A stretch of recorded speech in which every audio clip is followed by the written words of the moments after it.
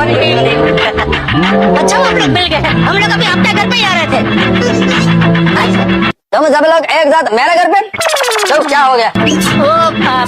थोड़ा थोड़ा दूध चाहिए था। परदेश वालों से मोहब्बत न करना, नयन रो रो के थक जाएंगे। परदेसी से ना मोहब्बत करना, नयन रो रो के थक जाएंगे। मोहब्बत करनी हो तो पड़ोसी से करता, आते जाते बालकनी में दर्शन तो हो जाएंगे।